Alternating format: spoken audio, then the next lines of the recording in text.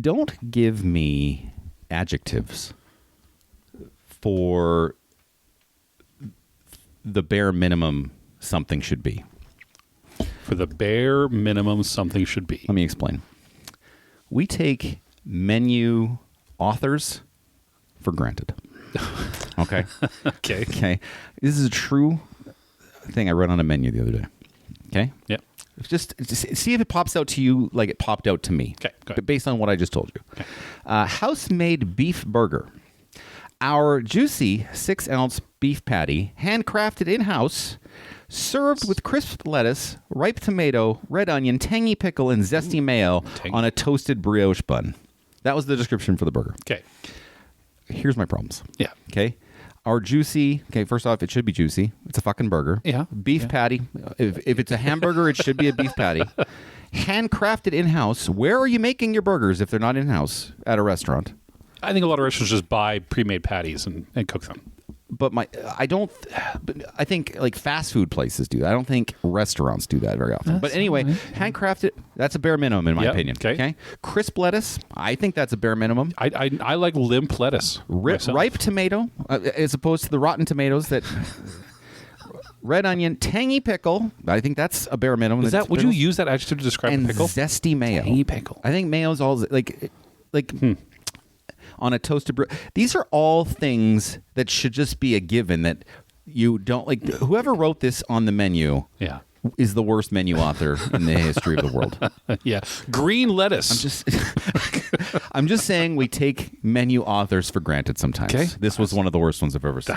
Would fair. you rather have this person write your obituary or watch a single episode of the Big Bang Theory? Oh, I would almost prefer if that person wrote my obituary.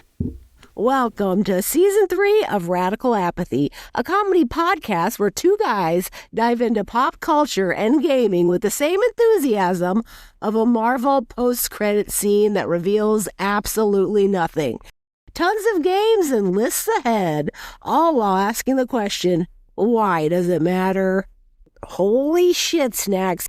I literally fell asleep while reading that.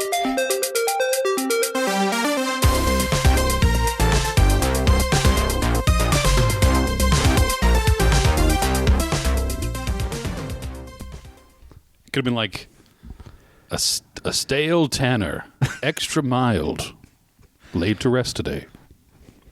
Laid to rest today. Yeah. I think that works. Yeah.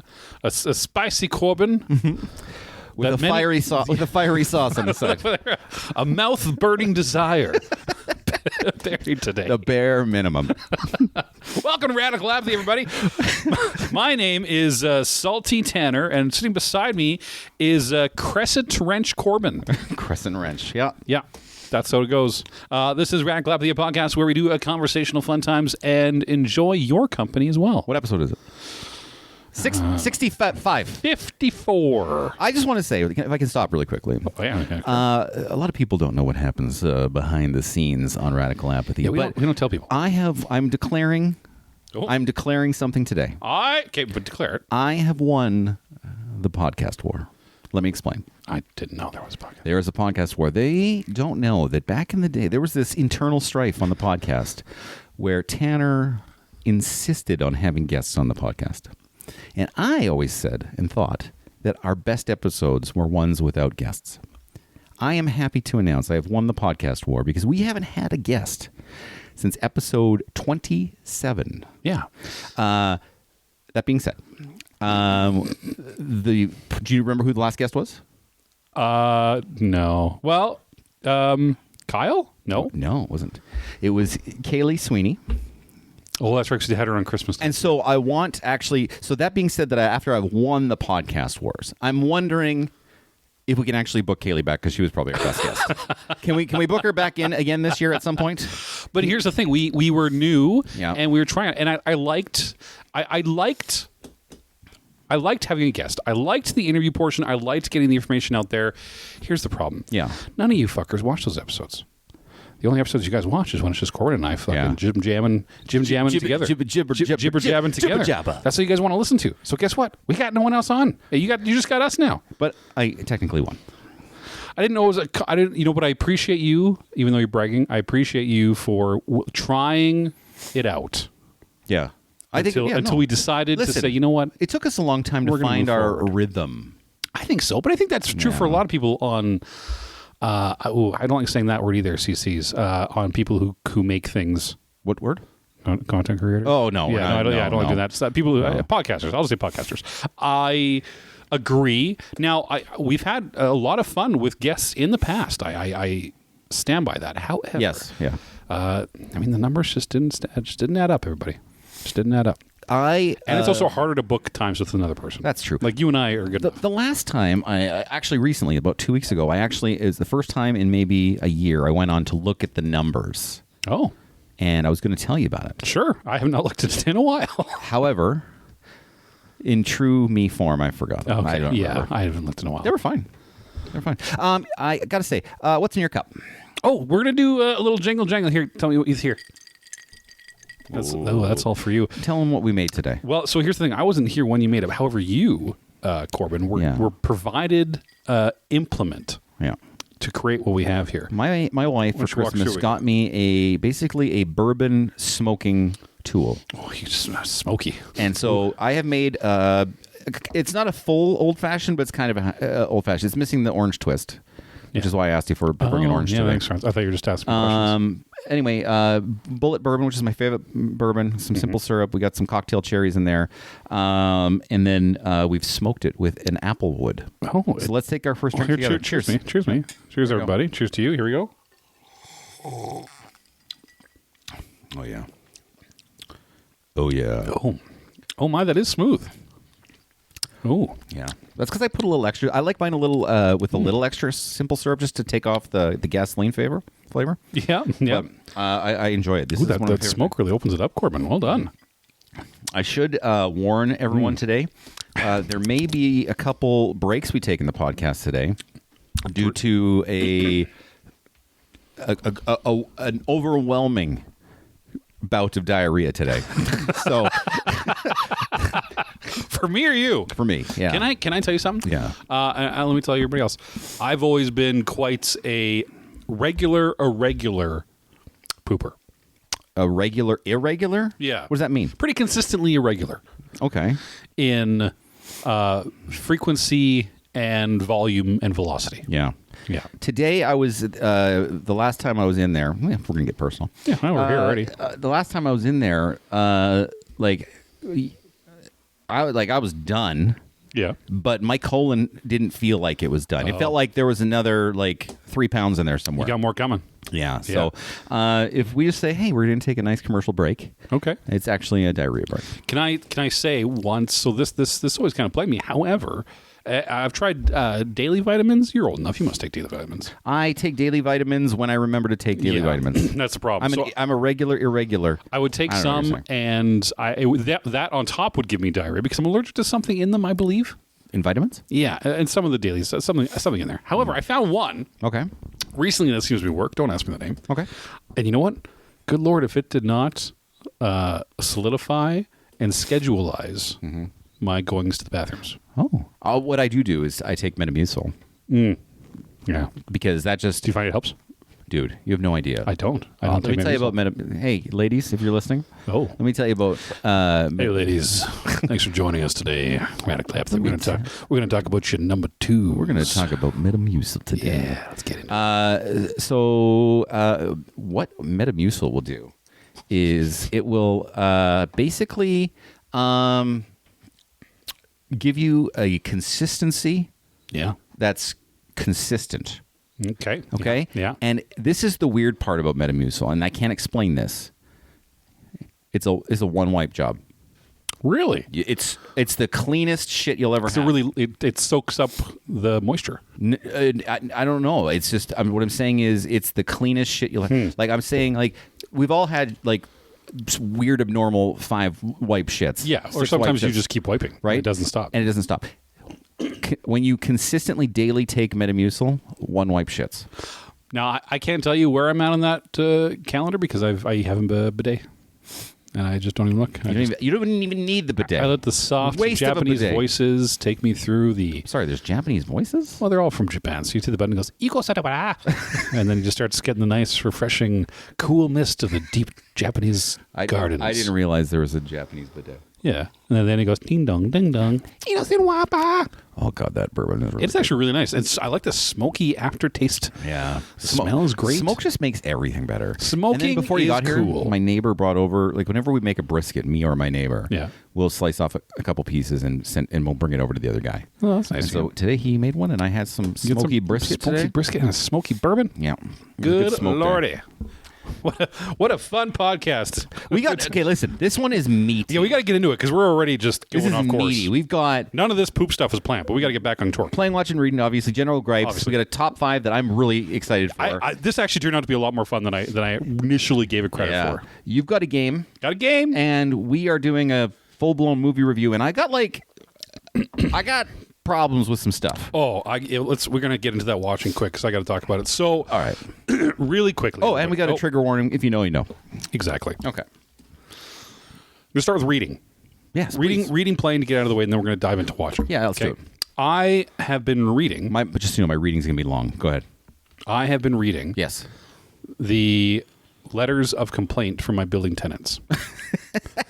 So I brought along some of my favorite subject lines. Not the content themselves, but the subject header that comes in the digital complaint form. Okay. I brought them along. Okay, please. For us to read. And I want you to get your thoughts. Okay. Here's a couple. Yep.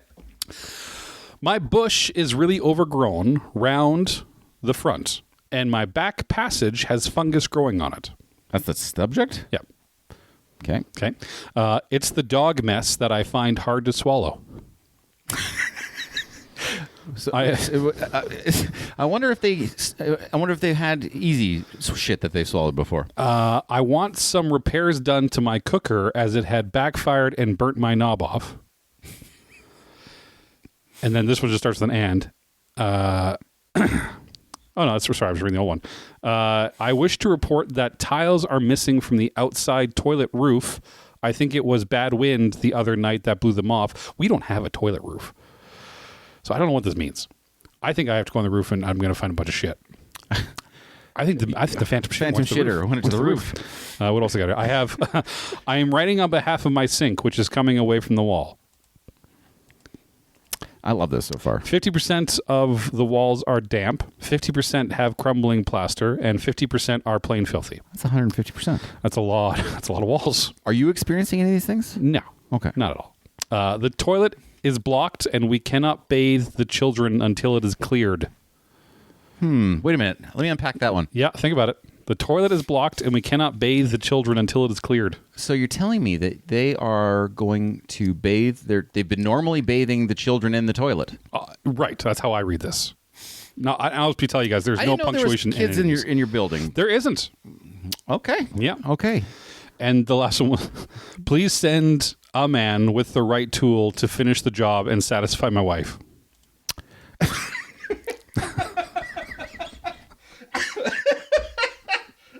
Was that yours? Did you send that to yourself? No. Let me say, all these subject lines impress upon me that you live in a building with very old people that have just only recently in the last 15 years learned how to use email. And none of them know how a keyboard or punctuation works. No. Yeah. Was this all caps, all of them? A lot of caps, no punctuation in any of this. Love it. That's what I'm reading. That's what I'm reading. Reading 10 in emails. What are you reading? Oh, that's awesome. I'm reading two things. Okay. First off, I stumbled into Dungeon Crawler Carl. Have you heard of it? Why do I know that? It's a new subgenre called lit RPG, literary RPG.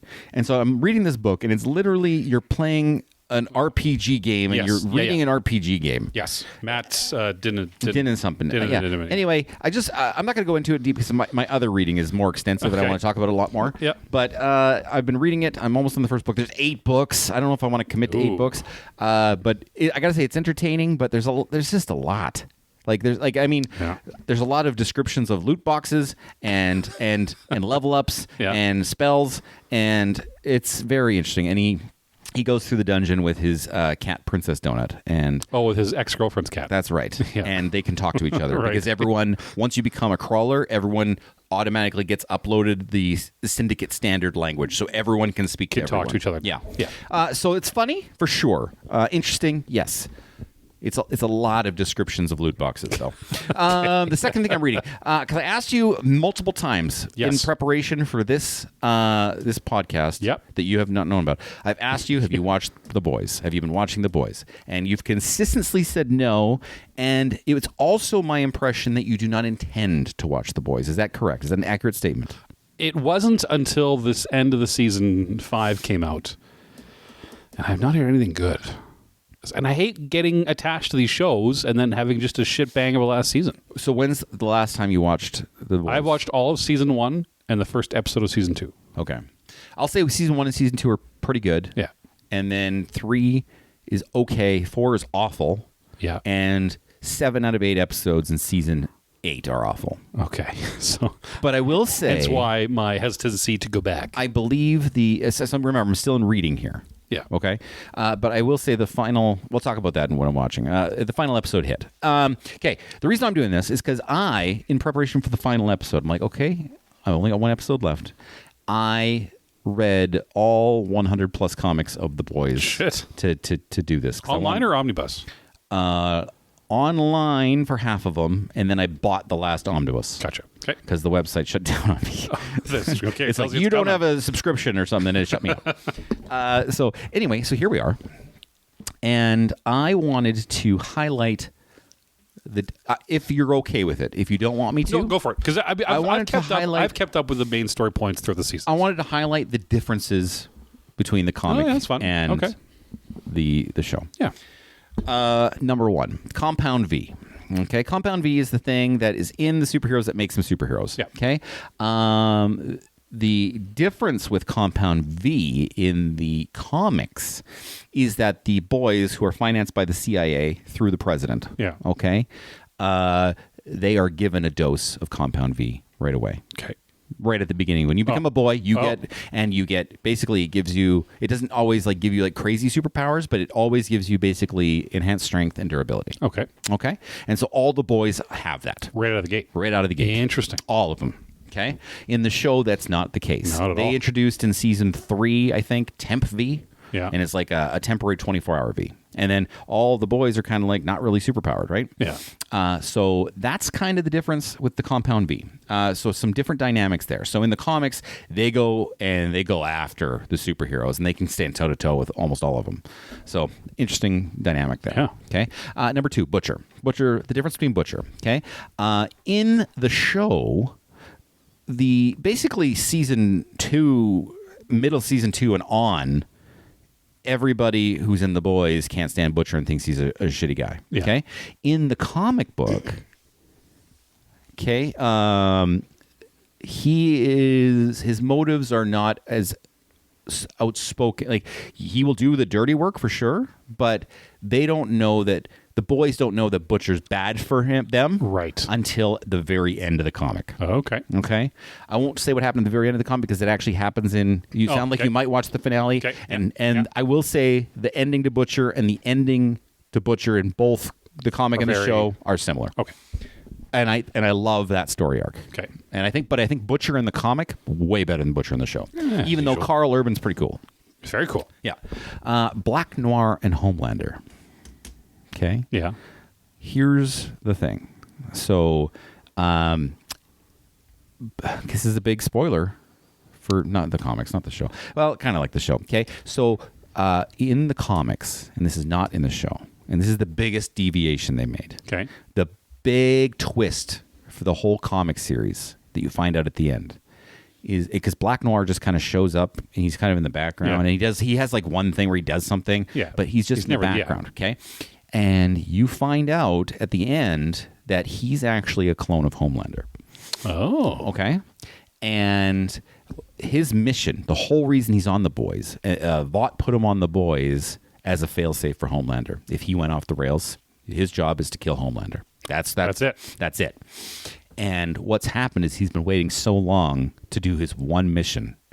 It's kind of driven a little crazy. Okay. And so he starts to do things to make Homelander go nuts. Go nuts. And so what he did in the comics, so this is how the boys on the TV show, and this changes. He is the one who rapes Butcher's wife. Oh. And, as Homelander. And has done a bunch of other awful things. And he took pictures of all these things. And what he would do is he'd send the copies to Homelander.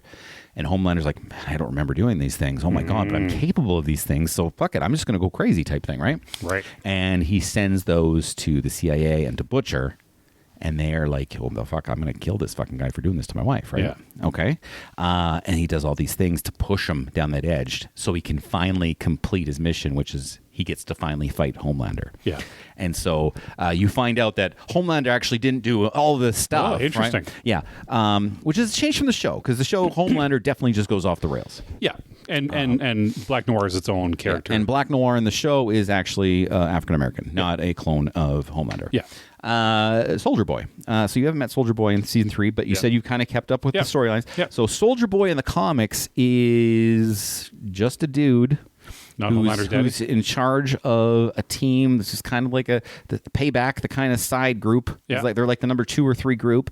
And what happens is every year at Herogasm, we'll talk about Herogasm after. Sure. Every year at Herogasm, him and Homelander fuck each other. Yeah. And that's it. That's the whole connection. That's the whole connection. He's a very small character. He's in like 1 comic or 2 comics. And he's mentioned once. He's not Homelander's dad. He's not a fighter from the war. Okay. Because it was actually a different guy that fought in the war. And then this guy replaced that guy with the same name. Okay. He's literally just a bitch. Like he's nothing like the the Soldier Boy in the show. Becca and Ryan. Okay. Becca is dead from day 1. Oh. Okay, like she's dead. Oh. Because what happened is Black Noir raped her, and then about a month later, the baby grew fast because the compound V blew out of her stomach. Yeah. And it was floating there with like the growing eyes like Homelander. Yeah. And Butcher took a crowbar to the baby to kill it because he was getting so because freaking out. Yeah. Yeah. And then and she died. So in the TV show, Becca survived and was just in hiding because she had a baby with Homelander. Yeah. But in the show, she actually died and the baby got crowbarred. Okay. So this whole dynamic all the way through the last episode. When do you find that out in the comics? So you know fairly early that she was dead. But not him killing the baby. But that comes a little later, that the exact circumstances of it. Okay. But it never happens where she's alive and he finds her and there's a kid and Homelander's son. Yeah. None of that shit. Mother's Milk, MM. Yeah. Okay. So in the penultimate episode of the series, this is not really a spoiler because it's kind of lame. He explains to one of the other characters why he's called MM. Right? Because I cared for these people no one else cared for them. I got like a nature of mother. You know what I mean? That's why they call me Mother's Milk. Let's have a quick bourbon break. What's your whistle, my friend? What's your whistle? In the comic, his mom, Mother's Milk's mother, worked in a Vought factory, and by osmosis or whatever, she ended up getting compound V, and her kids passed it on to her kids, including Mother's Milk. And anytime she took him off the boob, he would start to shrivel up and look like he was about to die until he drank his mother's milk. And so even as an adult, he has to go back to his mom's house and drink her breast milk as an adult, or else he shrivels up and dies. Okay. So that's the difference between Mother's Milk. The Executive. I got about 5 more. Sorry it's taking so long because I found it really interesting. Yeah, go. The Executive, okay? In the first season of The Boys, it's Elizabeth Shue. She's kind of in charge of Vought. Yeah. And then in season 2, it's kind of like Giancarlo Stanton or whatever. Not Giancarlo Stanton, it's a baseball player. Giancarlo Esposito. Yes. Gus Fring. Okay? And then in 3, 4, and 5, there kind of is no head of Vought. It's kind of like this company that has no head. In the comic book, there's this consistent guy who's just kind of in the background and kind of steers he's kind of like the Nick Fury. Yeah, he's definitely a plan Nick Fury, and he's got the authority of Nick Fury, and he's not scared of the superheroes the 7, and he's just got a really great through line, and I think he's one of the best characters in the comic, and he's not in the thing at all. Oh, of course, in the TV show at all. And that was a guy who very famously was never afraid of Homelander for specific reasons, right? Because then, Homelander confronts him at some point in time, and try to have a one-off with the boss guy. The boss, like the girl, you mean? No, in the comics. Oh, in the comics? Yeah. Did he try to fuck the guy? Is that what you're asking? No, like have a confrontation with him and be like, the guy. No, it's very matter of fact. Like when Homelander pushes back and the guy's like, yeah, no, we're not doing that. And Homelander's like, and then he goes somewhere into another room and he like crushes something. Yeah. But the guy's like, no, we're not doing that. And he just, he's super in charge. Hero-gasm. There's an episode you haven't seen yet. It's called Hero-gasm. Okay. And in the show, some D level, and they make it clear in the episodes, it's kind of like the D-listers of superheroes get together once a year, and it's like just this big superhero orgy. Okay. And it happens at a house in the Meadows. Okay. In the comic, it's every superhero in the world. Oh. Okay. And what happens is Homelander goes and announces to the world every year, we've got this existential threat that we can't tell you about, and we have to go off world to deal with it.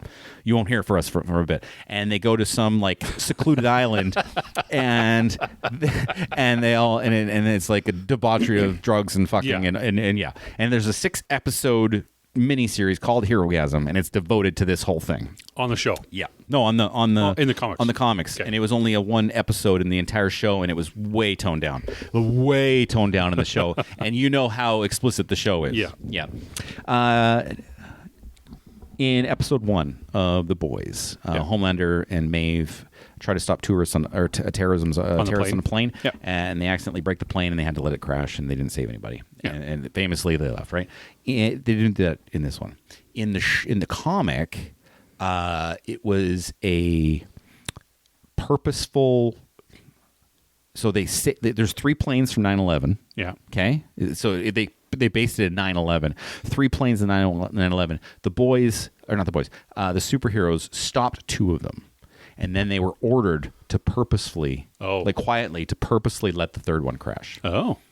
To move their agenda to let superheroes to be in the army.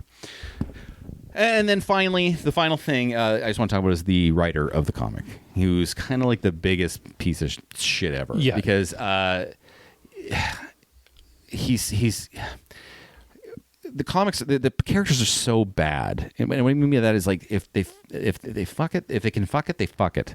If it can be raped, they get raped. Like by the 9th rape in the comic, you're like, okay, this is fucking lazy. Yeah. Like anyway, I don't you know what? There was some good stuff in there, definitely. Yeah. But this guy, you're just like, this is, and the rumor is because he hates superheroes.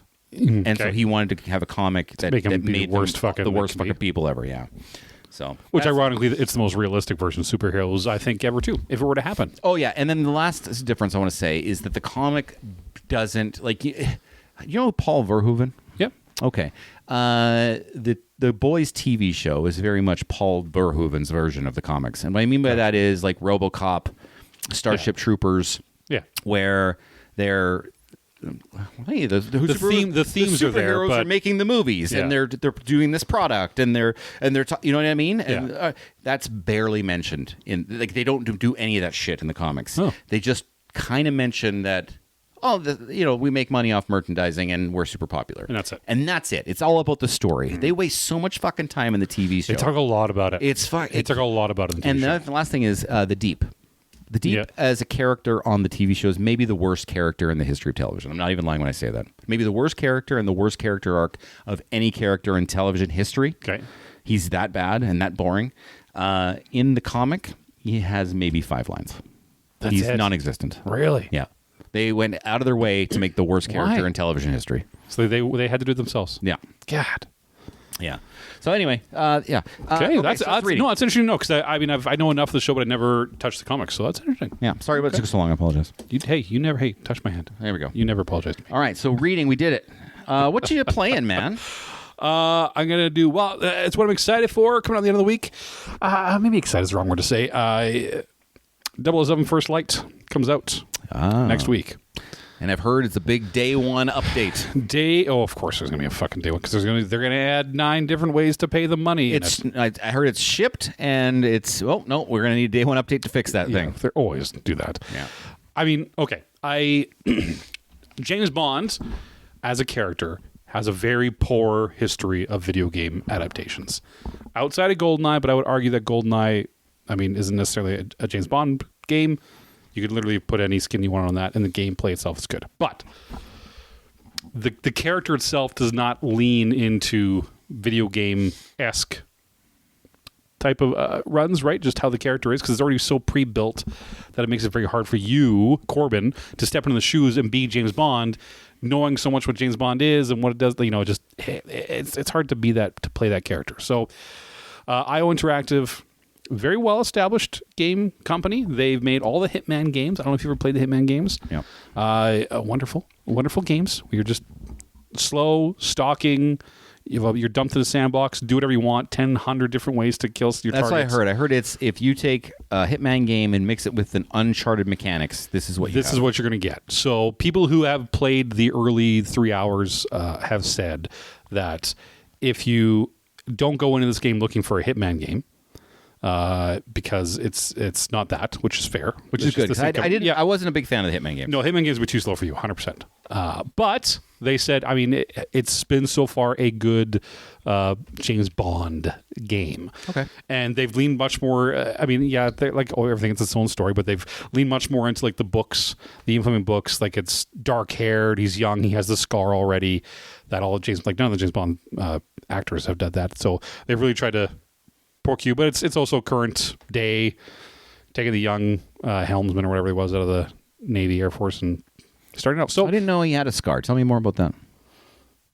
Just from like day one in Ian Fleming's books. I didn't know he's that. dark hair and he has a scar over his face. Oh, like over his eye. Which is funny because every villain has something going on Correct. with their face. Yeah. Correct. Okay, But cool. he's always had one. But they put it in the game to try and keep the story there. So you haven't played it yet. You're just saying your intention to play it. It comes out on the 29th, and as of recording, today is the 23rd. So it is coming out.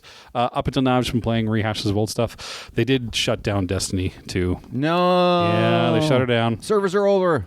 Well, they're going to let you play it, but they've stopped all things for it. They're not making any more content. They stopped making content. They stepped away. Well, it's been like 10 years. 12 years. 12 years. Well, Destiny, since Destiny 1 up and through Destiny 12 2. years of support of anything is pretty darn good. It is. But the last, I would argue, 5 years, just based off their management, has been shit. And it's just been a drain, and they've lost people. And well, it's hard to keep someone on a game for 12 years. I mean, if you do it right. I mean, you got stuff like Minecraft. Dude, I've been on this podcast with you for 55 episodes. 54. And you're playing a new game every week. You couldn't be playing Destiny all those weeks. I dabble. Yeah. I dabble. They can't make money off people who dabble. I think I was just shy of 900 hours into Destiny 2. Not including the probably 250 I put into Destiny. You need to get laid, dude. Hey, I know sex. I've been there. I've been and done sex. I told you. What are you playing? I told you that I was picking up finally after 2 years because it came out on the Switch too. Indiana Jones and the Great Circle. And what did I tell you? I sent you a text message. Yep. I said, "Is this open world and will I not like it?" What did I tell you? You said this is not very open world and I will like it. Yeah. And I played 10 minutes of it. Yeah. And I don't know what to do already, and I'm stuck, and I haven't picked it up since. Now that doesn't mean I'm going to not pick it up. Yeah. It just means that I got stymied hard. Okay. And I don't know because I'm at the very literally the very beginning when the museum gets broken into. Oh, yeah. And they're like, Okay. "Here, search the thing and find out what." And I'm walking around, and then there's like these visual question marks. Yeah. And so I run towards them, and when I get to them, they disappear, and then I search everything there. It doesn't tell me to search anything. It doesn't give me anything to search. I don't know what I'm doing. Button. Okay, we're going to pull it up when we're done recording here, and I will get through that in 5 minutes. Don't know what I'm doing. Yeah, I'll get you that in 5 minutes. So I've been 10 minutes in, and I'm done. Okay, we'll get you in the proper world. It is a lot of fun. I was surprised they did as good as they did with that game. I'm glad you're trying it out. Yeah, Corbyn. I've been wanting to for 2 years. Let's talk about begin this. We did watching. Listen. Listen. We are doing a special movie review that's not our watching section because I've already had this watching section. I'm ready to talk about what you're watching. Listen, I've got 4 things that I'm watching. I told you ahead of time I was going to talk about one thing, and I'm ready for that thing. And then we are doing a special Mandalorian review as well. Yes. So spoilers for I think the first time on this podcast, Corbyn and I went to a movie yesterday that came out yesterday to record today to come out tomorrow. And as the most up-to-date movie review we've done for you, I guarantee Corbyn and I both have a lot of thoughts on it. We will come to that in a minute. Corbyn, what are you watching? First and foremost, every year I say, man, I just saw the greatest horror movie of the year. You do say that a lot. Yeah. last year it was Sinners, and I knew it was going to be the greatest horror movie of the year. Yeah. And I saw the best horror movie of the year, and it's one of the best horror movies of the last 15, maybe 20 years. I just saw it. 15 to 20. Oh, wow. It's same with Sinners. I agree. I will stand on this hill and die on it. It's called Obsession. It's written and directed by a guy named Curry Barker, who was doing YouTube things. Okay. And then they gave him money to make this, and there was a bidding war over this movie. Oh. And fun fact, this got the coveted, when it debuted, okay, last August. Now, hear me out. This debuted at the Toronto International Film Festival. The TIFF? And got the coveted last showing at midnight at the Toronto. So that's the spot where that's hefty. The film festival puts the movie they think's the best. Yeah, and he got that spot, and then he also got that spot at Fantastic Fest in Texas. Okay, which is a horror movie festival. Okay. For those of you who don't know, first off, go to the theaters and see this movie. It's fucking fantastic. Long story short, be careful what you wish for. It's this guy who's kind of half nerd, and he's friend zoned by this girl that he works with. And he doesn't have the guts to tell her that he loves her. And he finds this One Wish Willow, it's called. Okay. And you make a wish and you snap the stick. And like a monkey's paw. It's like a monkey's paw. Yeah. And he wishes that Nikki would love him more than anything else in the world. Oh. And it works. And this is a cautionary tale. Okay. But it's because it's like this movie goes there. All the places? All the places. What could go wrong. But what I like about this movie is because you're thinking right now, okay, this is a psycho girlfriend movie. Yeah. She is not the villain in this movie. By the end of the movie, if you haven't realized it, there's this actually one turning point where you're like, yeah, you feel she's doing some nutty shit. Yeah. But he's the villain. Yeah. And I'm telling you guys, I don't want to spoil it. This movie is fantastic. What a debut by a horror director. It's funny. It's freaky and unsettling, and it was wonderful in all the right ways. If you liked any of my other horror movie reviews, this is one to watch. See, I thought you were going to be all excited for Eli Roth's new horror movie this year. Eli Roth can suck it. He hasn't made a good movie in his life. Have you heard the one he's doing this year? No. He's making Ice Cream Man. And they've always been scary. It's a suburban town is terrorized by an ice cream man whose frozen treats give a homicidal effect on the children who eat them. Is the ice cream man played by Clint Howard? Probably. Because I remember there was an ice cream man played by Clint Howard in the 80s or 90s. It was a B movie, obviously. Okay, very cool. Very cool. What else are we watching? Okay. Go on. The Punisher. I watched Last Kill. I watched it. I will say, and you're going to shit on me for this. Okay. The Punisher, One Last Kill. Yep. The last 25 minutes of this 1 hour special. Yeah. Outwicked John Wick. Interesting. For 25 minutes. It was some of the best action I've ever seen in an anything.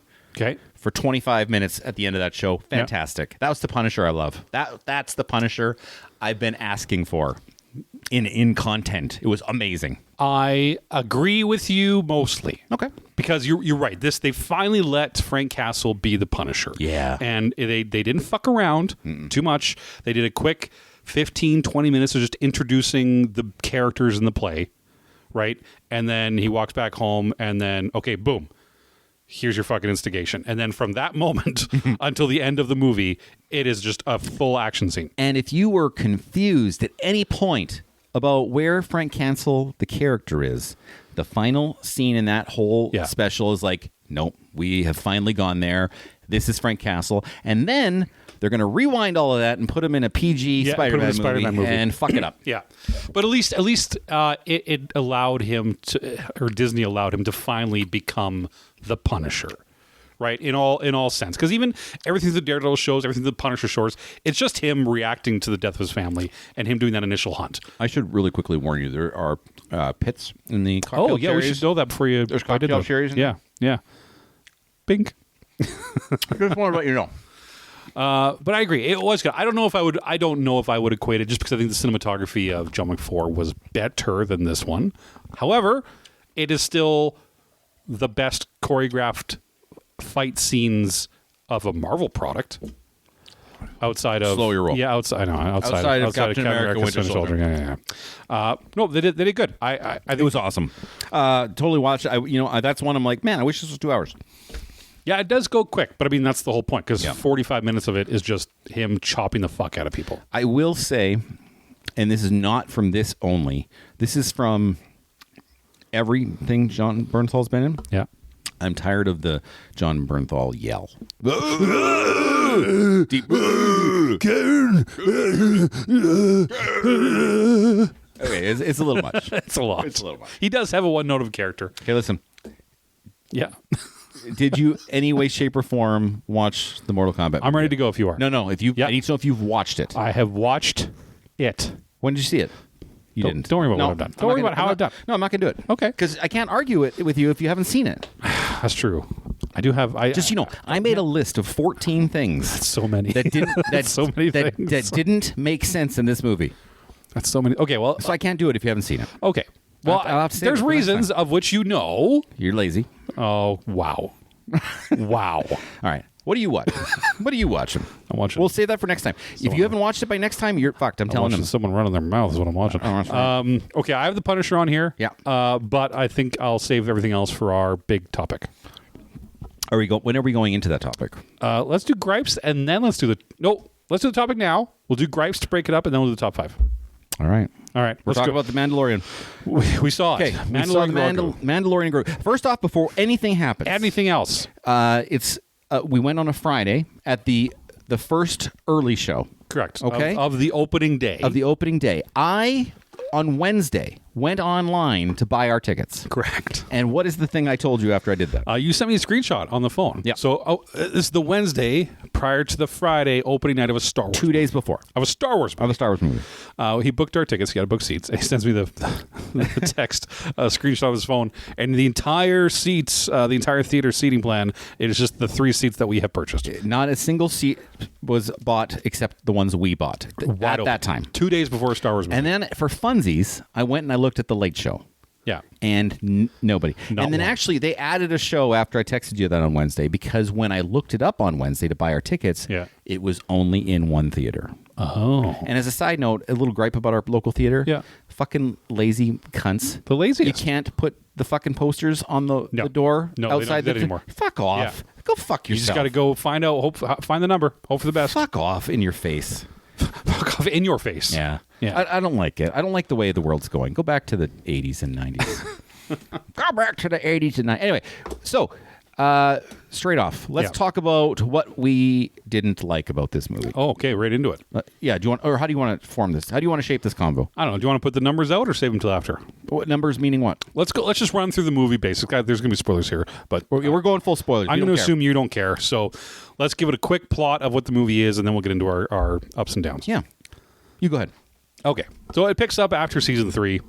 Mando is working for the New Republic. He is hired to just go out and pick up Imperial Remnant commanders. Not very long after Jedi, keep in mind. Yep. Okay. So he's just picking up Imperial Remnant commanders. They have the thing that the CIA did where they put their most wanted on a deck of cards. So they do it on a Pazak deck or a Sabak deck, for Star Wars. So he's going around. You're such a fucking nerd. A Sabak deck. You suck my face. Fuck me. Suck my face. So they do all that. Oh, I can already tell this movie's not for you if you could say a Sabak deck. Jesus, you may not be the target audience, sir. It's not a Pazak deck. Anyway. You may not be the target audience, I definitely wasn't, as a Star Wars fan. So there's the opening scene. He goes and gets one, and it's all flashy, and they do a bunch of stuff with Imperial guys. And then it cuts to the next one where they say, "Hey, you need to go meet the Hutts because we're gonna hire the Hutts to tell us where this other Imperial guy is, who they don't know what he looks like. Who's mysterious. They don't know what he looks like. They're like, we really want this guy. And they pull up the card. It doesn't have his picture on it because it's mysterious. And they say, this guy. Yeah. Oh boy, watch out. Yeah. And so they're like, oh fuck, who's this guy? Maybe this is a cameo. Maybe this is gonna be like. We're just going into. Can you just kind of speed it up a little bit? Really? Yeah. Really? I'd rather talk about the things we liked and didn't like. 7 points about fucking. That's it. The boys. Do you want me to keep going? That's okay. fair. You're just going over the plot. Okay, go ahead. Well, they got to understand. All right. And then let me wrap it up here. You go. Okay. Okay. But anyway, it's a rescue mission on this guy. He's a fighter in a pit, the hot guy. He doesn't want to be saved. He kind of half turns on the Mandalorian. He forces him. He says, I'm taking you with me, because the guy in the pit was going to just kill him anyway and throw just as many people at him as possible because he kind of got his use out of him. But then it turns out that the guy that ran the pit was the mysterious Imperial guy. So they steal him back. Who is no one and has a name no one's interpreted. Correct. Yeah. And then what happens is the Hutts get mad because they didn't kill, or they didn't bring. Didn't do what they're supposed to do. Yeah, because they wanted the Jabba's son to kill him. They wanted to kill him because he was the next successor. Because they were Jabba's siblings. Yeah, because he was the next successor to the throne after Jabba. And then, so they ended up kidnapping the son, and then they sent a bounty hunter after Mando to punish him, and then Grogu comes for the save. The end. That's pretty much it. Yeah. Okay. Yeah, and then they all leave and they're all happy. So let's talk about what we did not like about this movie. Yeah. Would you like to start? I'll tell you, I got 14, 10. What we did not like about this movie? Yeah. Did not like. Oh, Corbyn. You want me to start? Here's the problem. It is Jon Favreau directed. Dave Filoni wrote. Who you jerked off to last week, by the way. It's the same guy. Yeah. Dave Filoni's been doing all the cartoons for Star Wars before and after Disney's purchase. Jon Favreau's kind of been the touching down for all the Mandalorian shit. I mean, the guy did Iron Man, right? He has a pedigree of this type of movie. Jon Favreau, yeah, right? But they basically made this a 3-episode arc, like most of the cartoons and series in Mandalorian is. It's a 3-episode arc of a story. They put 2 or 3 of them together and just made it a movie. And these aren't even the best 3-episode arcs in the Mandalorian series. And this was the first Star Wars movie in 5.5 years. I did not like the dialogue in this movie. Why? I thought it was wooden. Was that a good word? Wooden? Wooden? It was very stiff. Because it was stiff and kind of stereotypical of something a person in that situation would say. Because at every 20 minutes, you have another character explaining to the main character, or aka the audience, what they're doing and why they're doing it. Yeah. They just have to read back like, oh, he's the Imperial, and if you don't do this, he's going to do that. Oh, we have to go get him because they wanted him. If we don't get him, we got to go back and get this one. When I talk about dialogue specifically, yeah, and then I'm going to actually stand on the shoulders of the dialogue and say the actor who played Jabba the Hutt's son, which is Jeremy Allen White. Yeah. Emmy winner, Jeremy Allen White, who for The Bear. Yeah, who's fantastic. I know you love The Bear. Yeah. He was fucking awful in this movie. Yeah. And I'm not sure if it was him he was awful, or if what he was given was awful, or it was both. But I don't think he delivered anything that they did give him in any good way possible. But you were doing this in the theater. You kept every time they showed a hut, you kept going, oh yeah, I was doing that, right? Yeah, because that's Jabba the Hutt. Yeah, and Jabba the Hutt in all of our growing up movies spoke Huttese. And they go, Jabba da Wamba, Jabba da Tiga da Wamba, right? So to go from that, and then to go to another Hutt who's fucking jacked, and to them being like, yeah, so I fucking, I hate my dad. He's just he's an asshole. So I'm a good guy. Like, dude, I'm a good guy. Like, people like me. Like, now I can hang out here and people fucking like me and it's great. Right? So to have that change but he grew up around... You remember they said he was taken when he was very small. So he grew up around people who were speaking that language. So I can't fault him for that. But if you're not used to it, and the first Hutt you see after Star Wars is this one, and also he's speaking Galactic Basic, aka English, it's jarring. It's going to be jarring for you. Yeah. During the movie, I said, "What the fuck's with this music?" And you're like, "I love this music." I do. And okay, I'm like, you're like, "I love this music." And I said, and I think I said, and I quote, "Really?" And what did I say? You said it was some super synth guy, and he's super popular, and I kind of like this music. And I said, okay, whatever, weirdo. And I said, it is terrible Star Wars music. Yeah, so that's my problem. I like sweeping classical ballads that are epic. You are a sweeping classical ballad guy. So I have 2 points here. When I first spoke to you in the movie, it was like this. They were entering the city, and it was like this weird synth. Yeah, it's very thing. synth techy. Yes, and I'm like, what? I even said it belonged in what movie? What did I say in the theater? I'm like, this belongs in like Blade Runner or something. No, not Blade Runner. You said, I said the other one. Yeah, I don't remember. Anyway, I'm like, this belongs in Tron. I'm like, this belongs in Tron. And then, when he's fighting through the forest, the Mandalorian fighting through the forest, it's a giant action scene, and they've got like some. It sounded like? It sounds like when my wife says to our smart speaker at night, "Hey, can you play Indian?" Jug music where they rub the rims with water. That's what it sounded like. I'm like, this is not action movie soundtracks. Well, and the whole time when he's unconscious and Grogu's running around like putting plants on him, they play like the same music you hear when you're getting a massage. Yeah, that's what it was. Yeah. Oh no. So I hated the music in this movie. A couple smaller gripes. Oh, sorry, you go ahead. Graphics. Let's start with the graphics. I have CGI as well on here. Yeah. I actually have two things on one. One's just generic, and the other one's going to make you laugh. Quite good. Quite good. Quite well. Quite well. I said this because I brought Aaron B to this movie with us. You did. He was there. I'm like, I'm tired, and I know I've said this on the podcast before. I'm tired of watching movies in present day where the CGI is worse than Jurassic Park from 1993. Yeah. I'm tired of it. Yeah. I'm tired of it. There's no reason why. The creatures in the... I'm like... This is why I have an affinity for the sequels trilogy, is because they used a lot of practical makeup and suits for a lot of stuff. Do you know what I mean? Yep. And they didn't do that in this one. They cut corners, and it was bad CGI. And then the second thing I have to say about CGI, remember those two giant robots at the end? Yeah.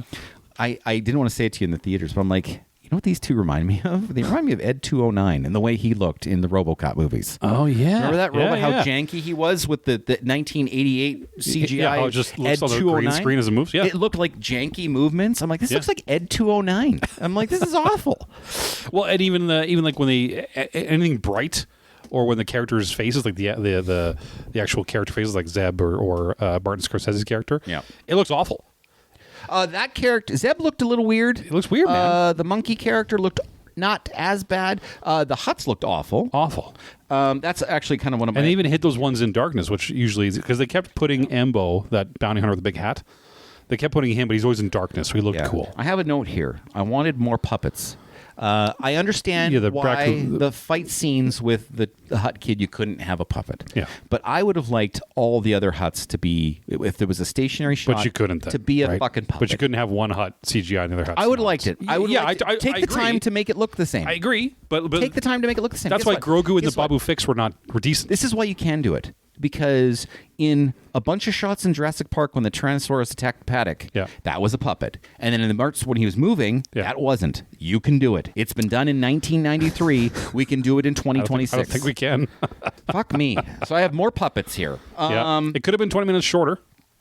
Okay, yeah. I'm gonna. You didn't think so? You thought it could have been longer? We'll talk about it in a sec. I'm going to say something controversial. Shocker. Off, I'm a lover of aliens. Yeah. But I came out of this movie and I started to think to myself, I'm like, even though she got nominated for an Oscar for Aliens, I'm trying to remember a good Sigourney Weaver performance. I don't think she's a good actress. She doesn't sound like she doesn't sound like she's like she doesn't sound like she believes anything she's saying. I've never seen anyone so bored to pilot an X-Wing ever in Star Wars. Yeah. But think that to every movie she's done. She's not good. Well, what are the movies? I mean, other than Alien. Yeah. Everything. Ghostbusters, like Galaxy Quest, like all of there's something. Yeah. I don't know. I'm just like, Sigourney Weaver. Yeah. She was hired because they wanted a name to attach to this fucking movie. Yeah. And they gave her nothing to do, and she fucking phoned it in. Cast was kind of weak, to be honest with you. There was 3 names in it. Here's my problem with Pedro Pascal. And it's been this way since season 1 of Mandalorian. I'm not even sure Pedro Pascal was actually acting. He's not. So he does 99% of the movie. He does not play that character. That is a man in a suit. That has never been Pedro Pascal, even in the TV show. He's there when he takes the helmet off. Yeah.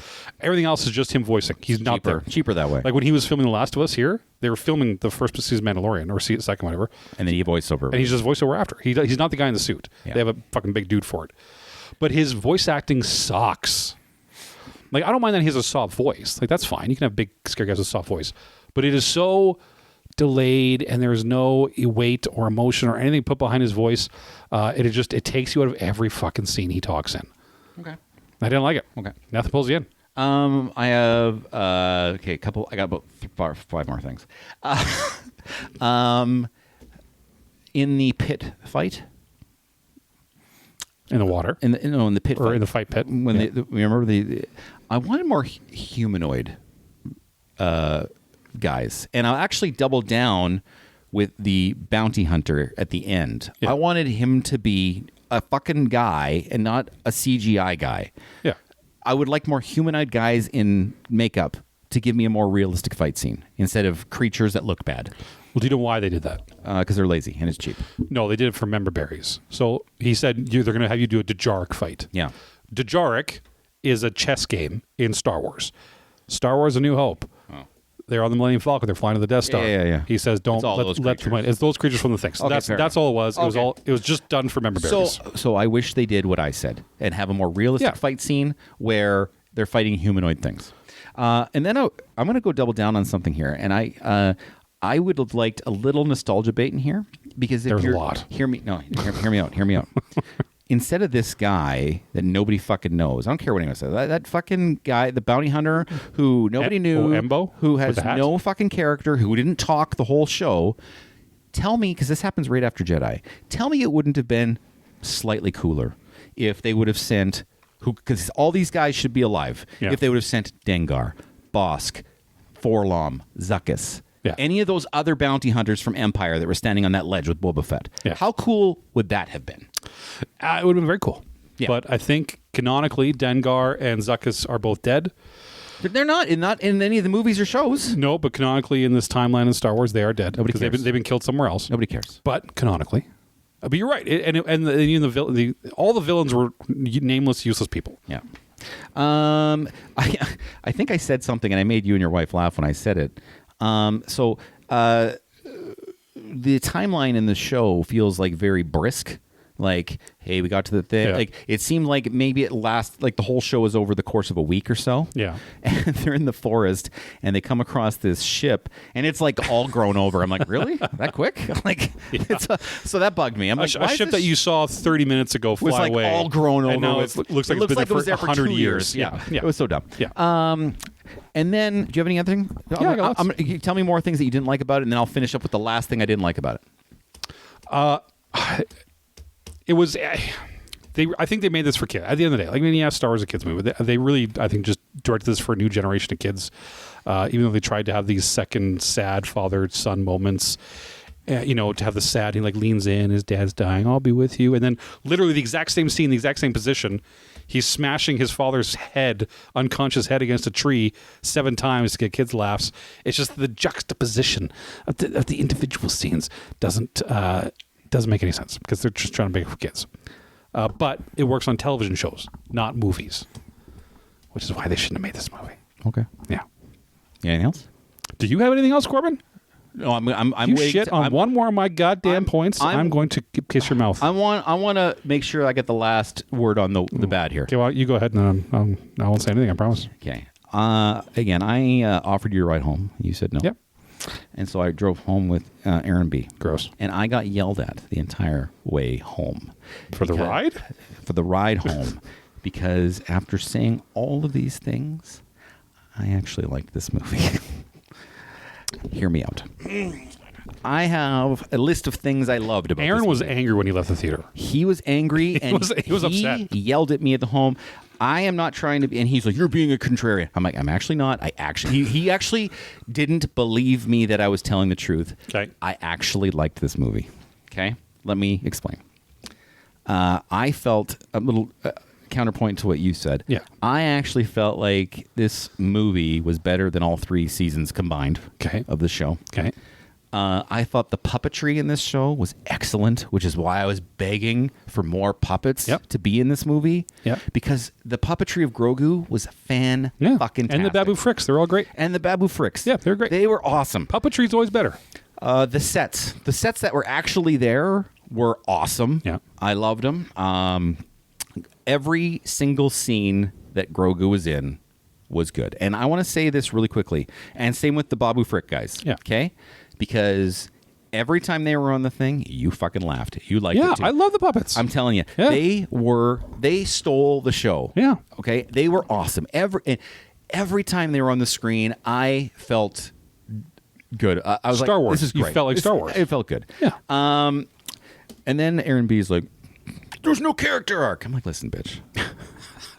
I'm like, listen, I don't blame this movie for not having a character arc because there was no character arc in 3 seasons of the show. There's never been a character arc. So there's no character to draw from. Okay? They're like, hey, this guy looks like Boba Fett. Yeah, we he's a should guy make in the a show. suit. Yeah, he's a guy in a suit. So I am not worried about character arcs in this show. Okay? So that's like not a knock against the show for that. Yeah. I thought the movie was fun and charming. I think the things that were more the fun and the things I was laughing at, and the things I found myself smiling so much during this movie that it outweighed all the stuff that we just said. It's definitely made for a younger audience, totally. And that's okay. Yeah. There can be things that are made for younger audiences, and if audience eye, and if people who know what the deck of cards is called doesn't know that going into this movie, then I mean. I don't have to tell you. You should have been more informed with yours. Like, I don't know how you're not more informed. I will say this. The fight choreography in this show was really, really good. Specifically when it's, again, humanoid people. Mm-hmm. I thought the fight choreography was pretty spot on. It was pretty tight. But I do still have all those gripes. But at the end of the day, I actually like the movie. What would you give it out of 10? I'd say like a 6.5 out of 10. If I was a child, I would say this is a strong 7.5 movie for a kid. Yeah, like I mean, listen, Tanner, a 5 out of 10. Yeah, it was like a 6.5. You know, like a 6.5 out of 10. But again, the positives outweighed the negatives for me. Okay. Like, you know, I had fun. Yeah, it's better than every single Star Wars TV show we've seen. I disagree. All of them. I disagree, but okay. I don't know which one's better. Do you think the Starfighter with Ryan Gosling, which none of us know anything about, will be better? I guess that'll be more the movie type. Movie. I think you're asking the wrong question. The question is, will the Starfighter movie be more directed at us? So, yes, it will be better in those terms. I don't know. I honestly don't know enough of the movie to say at this point. But I think if you want to have a fun time, this movie's a fun time. Your kids will like it. It's a popcorn movie. Your kids will like it. Your teens will like it. And like I said, I had a smile on my face for 80% of this movie. Yeah, your kids will like it. I really did. Yeah. But, you know. Grogu's cute, man. Grogu's cute. That's why he's on the title page. And you know what? They did Grogu real good in this movie. Yeah. Like, everything they did with that character worked. Yeah. Like, it was good. Stealing the fish? Yeah. Oh, he's eating the fish? Delightful. It was good. Yeah. It was really good. Yeah, that's fine. Yeah. But I liked that they didn't use him as a MacGuffin to heal Dad. Right? He healed the wound. Yeah. Which makes, but he just didn't know what else to do, so he just sat there. Yeah. Like I like that they lead into that. I was like, okay, that makes sense. I leaned to my wife. I was like, he's just gonna fucking force him. We'll carry on. And they did. I'm like, oh, okay. Well, you know what? Kudos. I do appreciate that. I did appreciate that as well because that was the better of the 3 series episode arcs. Is the one where they go back to Nahada. But yeah, I thought it was good. If you have kids that like it, if you have nephews, nieces, go to it. They'll enjoy it. Listen, I don't think, but it's not a strong Star Wars movie. Again, it's a different kind of Star Wars movie. Correct, not a strong one. Yeah, it's like I said, it's a different kind. It's not. It's not. Again, it's not supposed to be for us. It's people who are like not super into Star Wars, but are just kind of fun. You know. All right, I liked it. Suck it, Aaron B. If nothing else, Corbin, we can both agree that Aaron B can suck it. Yeah, we can definitely. All right, we can go on. Gripes. Oh, General Gripes. Do we have gripes? I got so many gripes. Give me some gripes, Corbin. So many gripes. Let me ask you this: when you're home alone, do you shut the doors? Like, what do you mean? I found myself, I was home alone, like nobody in the house, nobody expected to be home. And I went into my bedroom, I shut my bedroom door. I went to the bathroom to go to the bathroom, I shut the bathroom door. Oh. No, I don't shut my bathroom door. My wife's in the house. So I said, I just wrote down, why am I shutting all the doors? I don't know. Why are you shutting down the doors? I don't know. I wanted to get your take on it. Do you, like... I've pooped in your house and not shut the door. Okay, I don't like that. And I told you not to poop in this house. Again, I know, I understand you can say that, Corbin, but I have a human body. So I can't. I hear you, but I don't know. No, I don't do that. I leave the door open when I shower. More because they want more of the steam to leave. Yeah. Right? So I no. Yeah. Yeah. Yeah. I turn the fan on and then, yeah. Yeah. So, For the but no, I don't close all the doors where I go things. No. Yeah. I just, Like, so if you just walk into the bedroom to do something, you close the door. I did. During this point, when I put this down, I did it. And I'm like, why am I doing this? Yeah. Okay. This is weird. Yeah. Okay. Do you have the door closed when you go to bed? Like when you get to sleep, do you close the door? We close it a little bit, yeah. Like, but not fully closed. Not fully closed, just in case my kid yells. Yeah. 'Cause that happened before. Yeah, sure, of course. Yeah. All right, go ahead. Your turn. It's my buddy's anniversary today. Oh. Wedding anniversary. First name, last initial. Go. Jason D. Okay. Yeah. Do I know that person?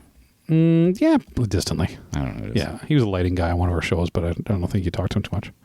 What's the protocol there? Anniversary of a friend? Yeah. Don't give a fuck.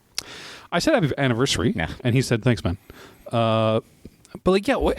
I as a friend, as your friend, Yeah. I don't want you to care about my anniversary. I've already said happy anniversary to your wife today. Okay, well, yeah, but you didn't say it to me, so I don't care. Yeah, I know you don't care, so I didn't say it to you. Yeah, but that's what I'm saying. I don't care. 20 years though, congratulations. Yeah, I don't care.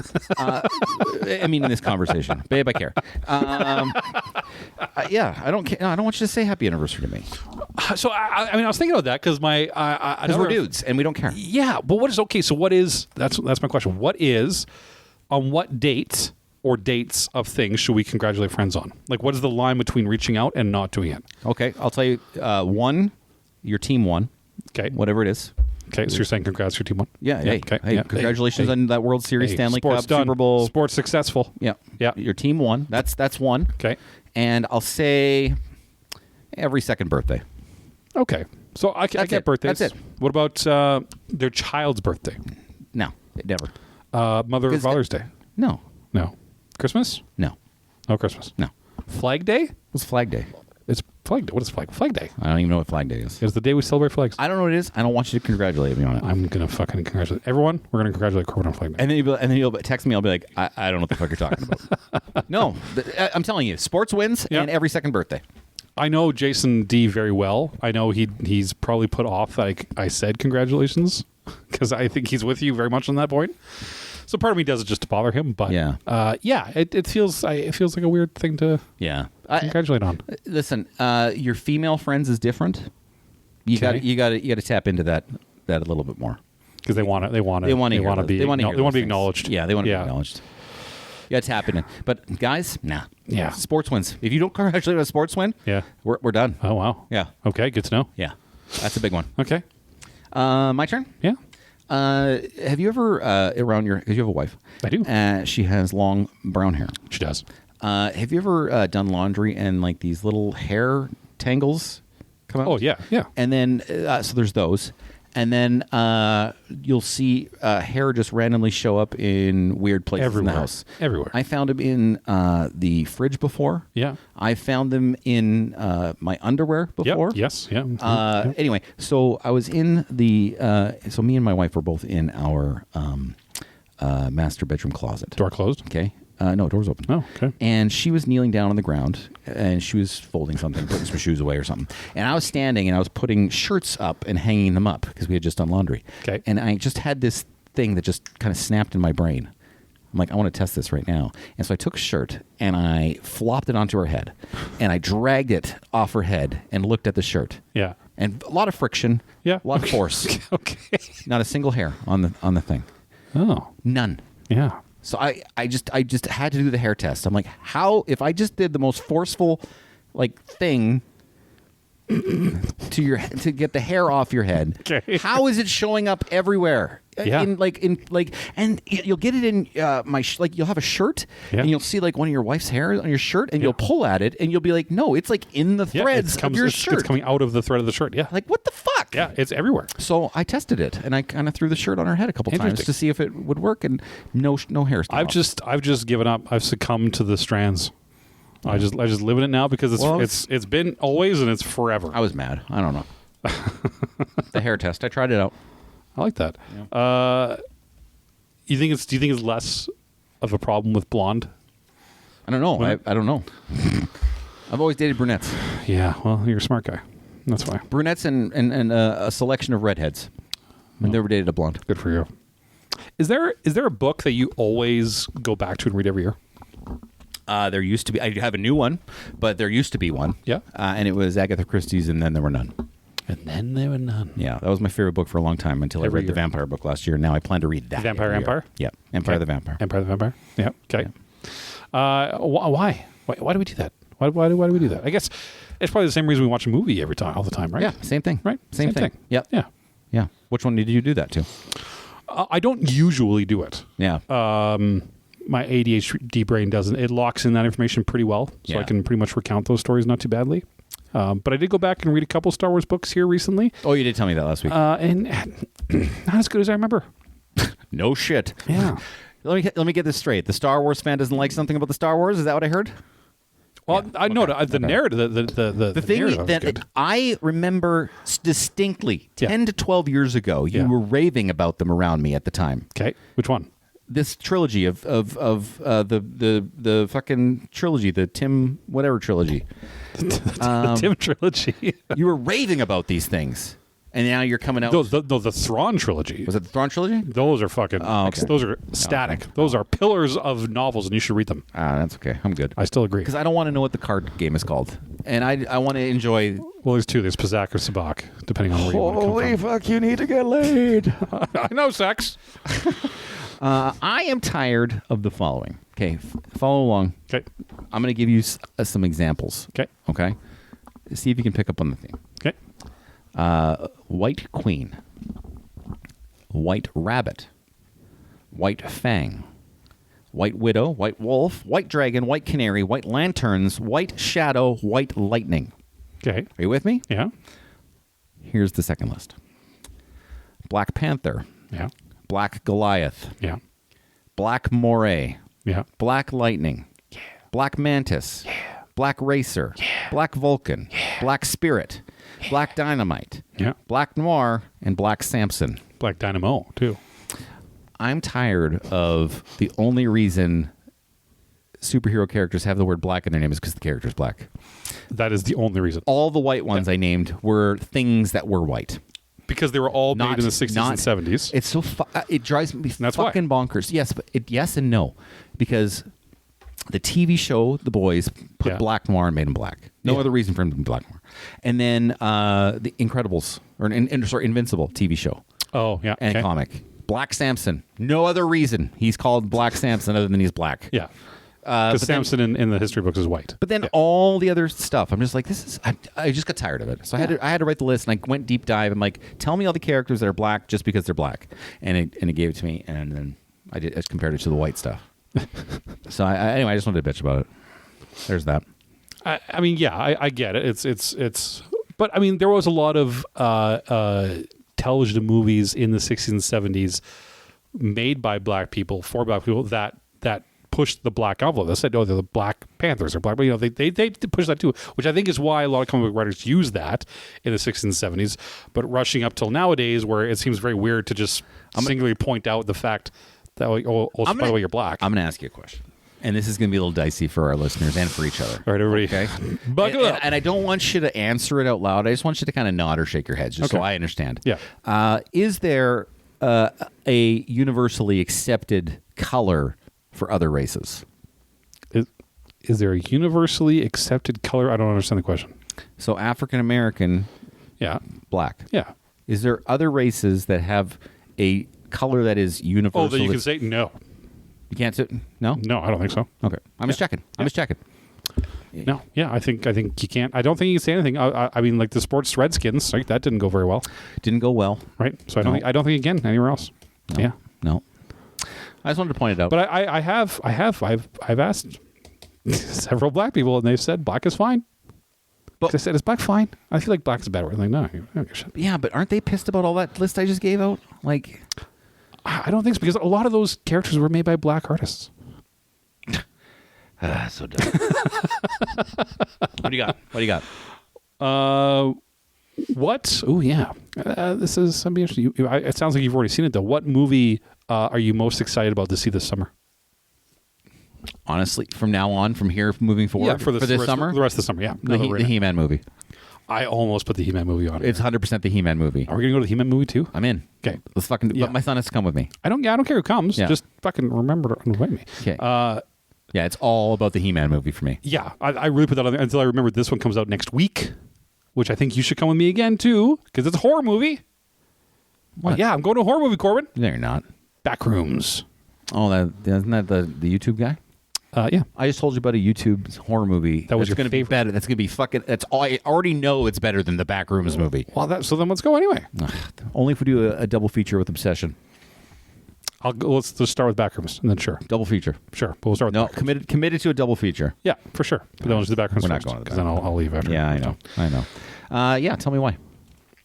I mean, I've always been fascinated by the self-made group theater of internet horror, right? Where someone will just put like a Reddit post on somewhere, and then over the next 10 years, the internet just evolves it into its own mythology. Okay.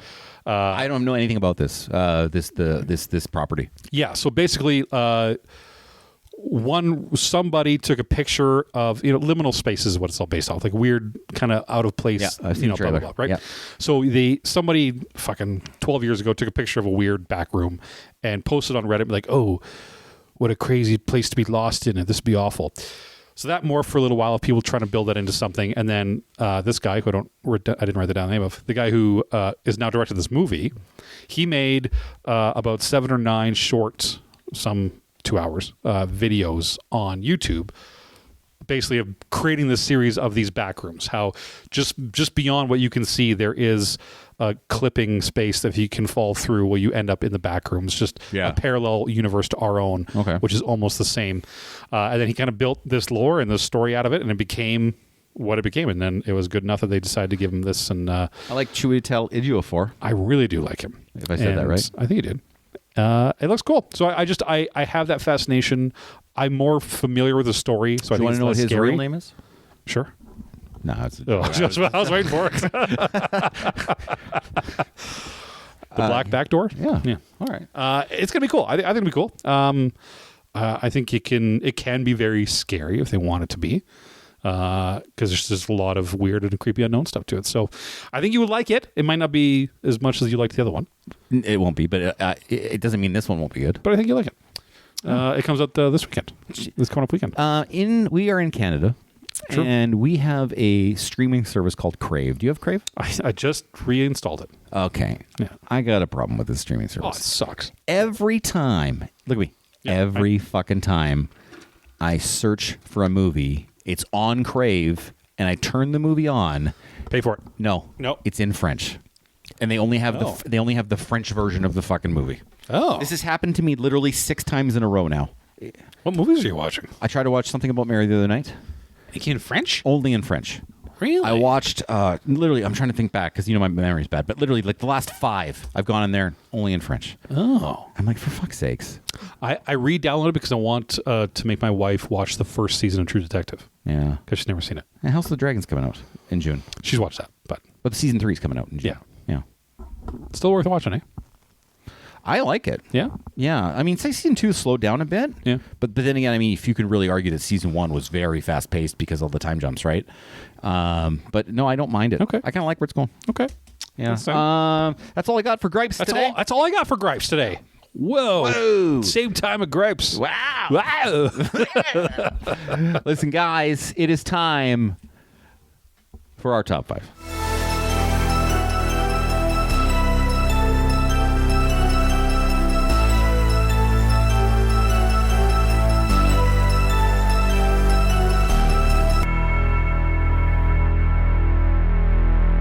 Top 5. Every week, what happens is one of us, today it's me, gives the other person a top 5 list? Subject, a list that we have to create a top 5 for. We do not tell each other what's on the list. And what happens is we count it down 5 to 1. If we get the same answer in the same spot, we shake hands, we sing a song. It's very exciting. It's only happened 3 times before. Very exciting. Today, it kind of morphed. It was started as one thing, and then I'm like, no, this is better. Yeah. Today is top 5 season 1 Hall of Fame.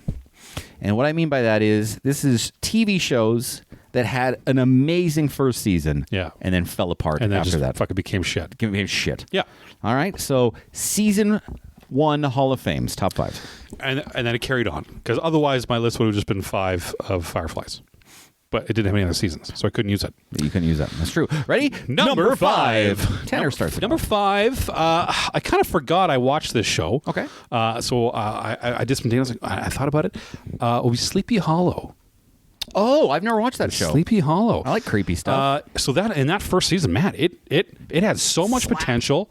The cast was fucking locked in. They had John Cho, they had Clancy Brown, just being the fucking full brimstone and fire. Clancy Brown's fucking money.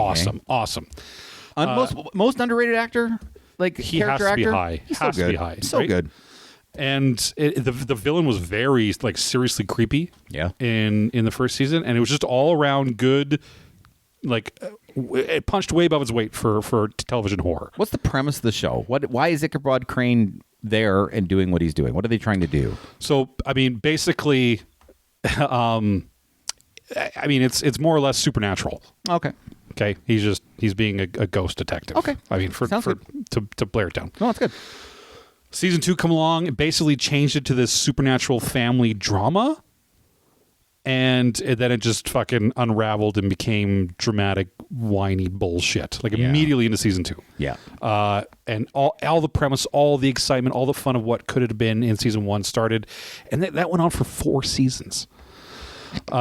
Sleepy Hollow. If you watch first season, it's really fun. Skip all the rest. Garbage. That's my 5. I love it. Number 5. All right. My number 5 is a little show called Arrow. Oh, yeah. Which is like CW's Green Arrow thing. And this is their first foray into, not second foray, I guess. They started with Smallville, which was super PG. Because Arrow became first before The Flash, right? Yeah. Yeah. Okay. So Arrow came out season 1 and gritty. Mm-hmm. He was a man with a vengeance. He was shooting guys with air. So here's like all these guys died because he's like killing everybody. He's getting his revenge, and a great season 1 arc with Black Arrow and the overarching thing. And he got his list off. Like he had his list, right? Yeah. And he like Kill Bill, and he gets all the list off, and he does it, and it's completed in season 1. And then season 2 starts, and he's like, I'm done killing. and then not only that, like, so when your main thing is that you shoot arrows and you can't shoot arrows at anything, it's pretty kind of weak that you're an arrow guy. Yeah. And then it turned into Smallville, which was more like drama of the week, and then we got to add cast members, like team members, and now the team, like first because it was just him and his bodyguard, and we're locked in. Let's fucking kill some guys, right? And then it's like, hey, we're gonna add this guy, and we're gonna add this girl, and this is, and we're all superheroes, and we all, like, oh god, it got so fucking bad after it became season the 1. Arrowverse. It was the Arrowverse, and it was awful. Season 1 though, banger. No, I agree. Watched it, really liked it. Yeah. I left after season 2. Absolutely. Yeah. Number 4. Oh, I think I'm gonna get some fan bait for this one. Prison Break. Oh, okay. Prison Break. Okay, season 1. Yeah. It's over. We've broken out of the prison. Yeah. We did it. Let's go for 5 more fucking seasons now that we broke out of this prison. Yeah. Because if no one who saw Prison Break, it was really cool. Some guy's brother was in prison. It was a very cool concept. He was not. He was kind of in. He was unlawfully in prison or something. Well, he didn't do the thing he did. He was arrested, convicted. The brother, the main character of the show, believes it was completely not true. He was unlawfully convicted. So he did this research on the prison and then tattooed all the answers of the steps he had to do to break out of the prison on his body. But he made it cryptic. Yeah, he made it cryptic. Yeah. And then they broke out at the end of season 1. And then he goes in, and then all the drama happens in the prison. Yeah. And they got to break out. Teabag. Remember Teabag? And then they break out. And they break out. And it was great. Yeah. And it was actually a really good drama. It was really intense, good. and it was fucking well written. It was quick. It was just a lot of fun. And then they were out, and then it was like season 2 was like, oh, we gotta break back in or get arrested to break back in. It's just like, oh fuck. I can tell every season, like, why the fuck do we call this Prison Break? God damn it. Good stuff. Yeah. Number 4, little show called Quantico. Never watched it. Priyanka Chopra. Now her name is Priyanka Chopra Jonas. She's married to Jonas' brother. But she's a Bollywood actress from India. Okay. And so she stars... in Quantico. She stars in Quantico as an FBI agent in training. Sure. And it goes present and future. Present and past. I'm sorry. Okay. So present, trying to stop a terrorist, but then most of the story flashes back to the past when they're in Quantico training, and all the people that are investigating this case in the future or the present are training, and so it's like all this backstory back here to all this. Okay. Big reveals, big character twists, super good. Okay. First season. Okay. And then second season. They're out of they've already done the past. The Quantico part was the cool part. Yeah. Now they're not in Quantico anymore. Now they're just, and so now it's just a boring. It's a regular cop It's a boring stop the terror. It's just a worse 24. Yeah. Okay. Yeah. First season banged though. It was great. You'd think they would have had a thought for that. Again, it's called Quantico. We're not gonna. We can't go back to Quantico. Yeah. We both kind of picked the same theme for number 4. Yeah, we did. Right? Yeah, that's fun. Number 3. Oh, this one, fuck! It annoyed me, man, because I really, really enjoyed the first one. Okay. Altered Carbon. Oh yeah, I remember that show. It took me 3 tries, attempts to watch. I get it. I get it. It's because it's in depth. There's a lot to it. But it was fun. Fucking Joel Kinnaman. Yeah. Kinnaman. The first season, he's fucking kicking ass. And he's always looking pissed, and he's this big fucking dude, and he's out there fucking just rolling the show through it. And it's a really interesting story, future noir, all fun. But the point is, you switch bodies, right? So season 2, on paper, it sounds like a great idea. Yeah, you could have a new, really cool, famous person come in every season, just sign for one season, have a good story, and then bring in somebody else new, right? It's good on paper. Yeah. However, unfortunately for them, on the second season, they brought in Anthony Mackie, and who's just not. And he is. I'm going to quote Megatron. Okay. Or no, was it Megatron? No, it was Rumble from in the Transformers movie. Yeah. And he called Soundwave an uncharismatic bore. Yeah. And that's how I feel about Anthony Mackie. He's an uncharismatic bore. And he's not a leading man. He cannot lead. He can't carry anything. A show or a movie. He can't. That's why Captain America sucked. He can't. As soon as he came in, it just the whole thing fell apart. Yeah. Shout out though to Chris Connor, who played a holographic Edgar Allan Poe, who's kind of like the sidekick of the whole thing. Oh, okay. In the second season? No, in first and second. I don't remember. Listen, it was a very forgettable show for me. He was good. I liked it, but fuck, man, season 2 shot the whole thing in the red. Love it. Number 3. Should we do that again? Sure. Number 3. Prison Break. Dude, season 1 of Prison Break was so good. It's so good. You're like, what has he got in his body? It's so good. And then season 2 comes around and it's like, they're going back to jail. Like, what the fuck did we just do? Okay, well, so we're going to the prison, so let's go back to prison. Actually, and they didn't do it right away. But it was a different prison. They didn't do it right away. They did some stuff out, and they were like, no, we got to break back into this other prison. Because there's a guy they had to go. And then we'll have to break out of the prison. Yeah. Prison Break. 2. And I got to tell you, as you're watching the Prison Break show, you're like, the less you're in love with the actors in the show. And to give you an example, the only thing those two guys starred in after Prison Break was the Arrowverse. The Arrowverse, because one was Mr. Cold, Captain Cold, and the other was Heatwave. And Heatwave, right? Yeah. Okay. Like, they haven't got jobs. But they got those 2 jobs because of that. Because they were the brothers in Prison Break. Yeah. That's why they gave them to make these guys these. They were terrible, man. Hilarious. Yeah. The main guy with the tattoos, like, he was just a terrible actor. None of them were good. No. But season 1 was great. Yeah, but season 2. Oh, so terrible. That's hilarious. Just a quick break in our top 5, because it just made me think of it. Sure. It kind of doesn't. Is there a show that your wife watches that's not a reality show, but and I'm talking to your entire history, that is literally the worst show that you think has ever been invented? My wife's in the middle of it right now. Oh, okay, go for it. It's called Once Upon a Time. Oh yeah, Jalen's watched all of it. Oh my god. Yeah. If you, it's awful. This is out to the ladies. Okay, this is a show where they're in this town of Storybrooke, and every character is a character from a fairy tale. Is a Disney, basically. It's a fairy tale. But yeah, the Brothers Grimm Disney. Yeah. And then they just keep showing up and they just interact and they have no business being in the same story. And then stuff that's not even fairy tales start to come, like Captain Hook and Hades, and the, like Cruella de Vil. Yeah. Like they all like they just jam every character from everything. Rumpelstiltskin is the main villain. Yeah. And the guy who plays him, Robert Carlyle. What did happen to your career? Who's awesome, but this show's so bad. Like anyway, he was Abomination. Season 6 of this fucking show, and there's 7 seasons. I just want to say, we got to end this. I can't do this. It's rough. I bet she's watching it right now. It's a rough watch. It's so because my wife watched from start to finish, and I'd poke in, and I was like, what is happening? Just being in the same room, you just feel stupider. Yeah. Okay. And can we also say, the whole point of Snow White is that she's the most beautiful, fucking drop dead gorgeous person in the world. Fair skin, dark hair. They got that fucking. They got this that ugly Jennifer Goodwin with that. I hate short hair on girls. Yeah. Just this bob cut, frumpy, always angry fucking look. I'm like, no. Do you want to know where she looked the best? Where? When she voiced over the rabbit in Zootopia. Zootopia. But you know what? Real Jennifer Goodwin potentially belongs in Zootopia. Not Snow White, man. You know what, though, Sid? That's she's still better looking than Julia Garner.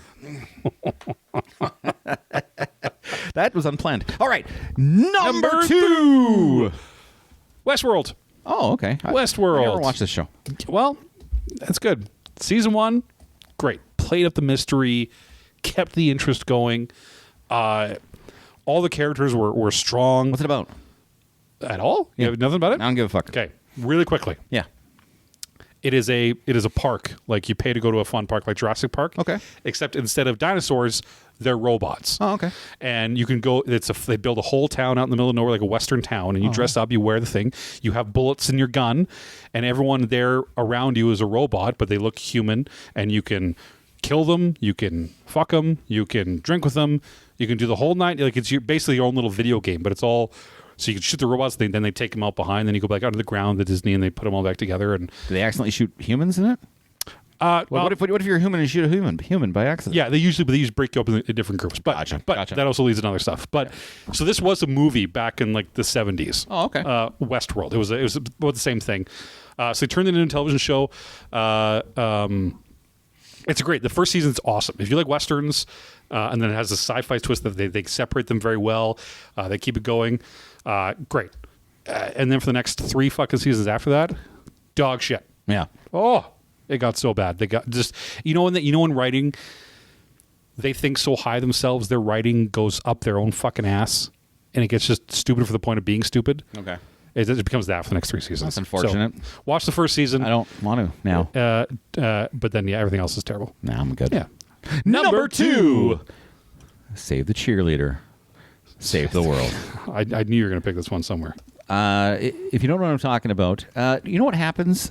You want to know why Superman is tough to pull off in movies? Underwear on the outside of his pants? No, that's not why. Oh. It's because he's basically indestructible. And it's hard to go places with that. You can only go one place, and that's kryptonite. So they had this TV show called Heroes, okay? And it was regular people who discovered they had superpowers, and they had to save the cheerleader to save the world, which they didn't really pay off on. No, they didn't. No, they didn't. And what happened was... Peter Petrelli was the character's name. He was slow to understand his powers, but by the end of the show, he basically was godlike powers. Yeah. Okay? And then he was fighting the super ultra bad. And I will say, this was the emergence of Zachary Quinto in the world. Yeah. Like, this was basically his first big break. And he played a really cool villain in Siler, I think his name was. Yeah. And he would, like, kill guys and get their powers. And it was kind of cool. Yeah. And it was a big clash, and you're waiting for this end of the season thing, and they had this big fight, and it was awesome. Season 2 rolls around. And they're like, well, what do we do with the most powerful bad guy and the most powerful good guy? Okay, we're going to give the good guy amnesia, so he doesn't remember what he is or what he's doing. We're going to stick him in Ireland, and so he's not even in here or anything, and he doesn't know what's fucking going on. Yeah. And then Siler, we defanged him, and he's kind of a bitch now. He's not the evil guy that was interesting in the first place. He's just whiny about it now. Because, you know, as I always say, your show's only as good as its villain, and they basically deballed the villain. And the show just went downhill from there. Yeah. And then because in the second season, you got to add more characters and add more. Yeah. With more characters comes more storylines. It's like more items on a menu. You can't do all of them good. And it just got bad. And like literally the show just went to shit after the first season. Yeah. One season wonders. White mayonnaise. I don't know what you're talking about. Oh, it's a callback to the joke we did earlier, where instead of a crunchy tomato, like green. White mayonnaise. There you go. Yeah, it's still funny. It was zesty mayonnaise, by the way. Zesty mayonnaise. Number 1. Already brought it up. True Detective. Oh, yep. True Detective. Okay. I guess series or seasons. Although it's technically seasons. Yeah, man. Season 1. It's one of the best things made on television. Can I give you an admission? Sure. I didn't fully understand the first season of That's one of the best things about it. True Detective. You don't know what's going on. Even after it was done, I'm like, I don't know if I understood this. It is like it rewards multiple viewings. Okay. Which some people don't like, which, okay, I get it. But, I mean, just the writing was there. The story was there. I mean, I can think of one thing to watch season 1 of True Detective. Yeah, I know you're really excited about the one thing. I mean, I knew it right away what you were saying, so I guess we're both excited. That does reward repeat viewings. Yeah. But it pays off. Like, it has a good payoff, and it makes you feel challenged when you watch it. Man, the other seasons... I felt dumb.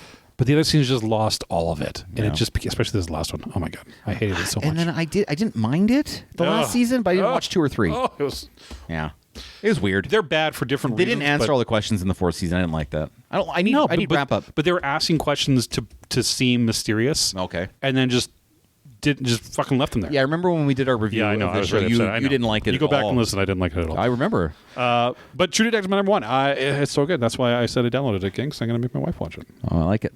Number 1.